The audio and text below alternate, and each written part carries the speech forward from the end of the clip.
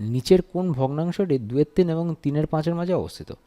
তো এক্ষেত্রে আমরা কি করব, এক্ষেত্রে আমরা প্রথমে ভগ্নাংশগুলোকে দশমিকে নিয়ে চলে যাবো, অর্থাৎ ফ্র্যাকশনে পরিণত করবো। তাহলে 2/3 মানে 0.666 আসে আমাদের ভ্যালুটা।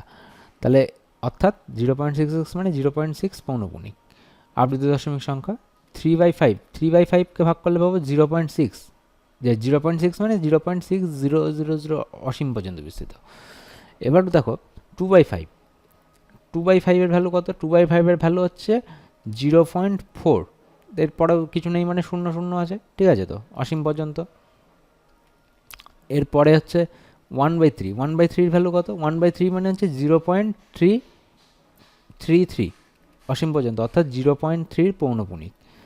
এরপরে আছে 1/15, 1/15 এর ভ্যালু কত? 0.066 নাম্বার চলতে থাকছে, তাই তো।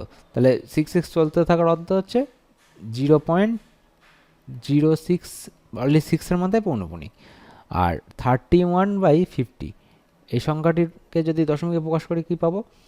0.62। এখানে যে মিলে আছে, দেখো এখানে যেহেতু 5 আছে, 5 থাকলে মিলে যায় আমরা জানি, তাহলে লাস্ট হচ্ছে 0, অসংখ্য পর্যন্ত 0 আছে। এবার খেয়াল করতে হবে আমাদের এই দুটো সংখ্যার মধ্যে কোন সংখ্যাটার, এই দুজনের মধ্যে কে আছে। তাহলে একটা হচ্ছে 0.6, তাহলে 666, 0.6 মানে 666 আছে। আর এখানে দেখো প্রথমটা 0.40, তাহলে এটা এই দুজনের মধ্যে থাকছে না। 0.333 মানে এটাও থাকবে না। আর 0.06 আরও কম হয়ে যাচ্ছে, হচ্ছে না।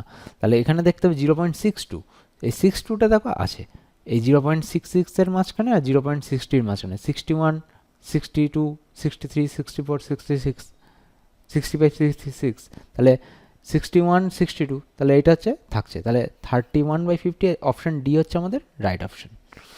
তাহলে এরকম কন্ডিশন থাকলে তোমরা কী করবে, আগেরগুলোকে সব কটাকে দশমিকে নিয়ে চলে যাবে।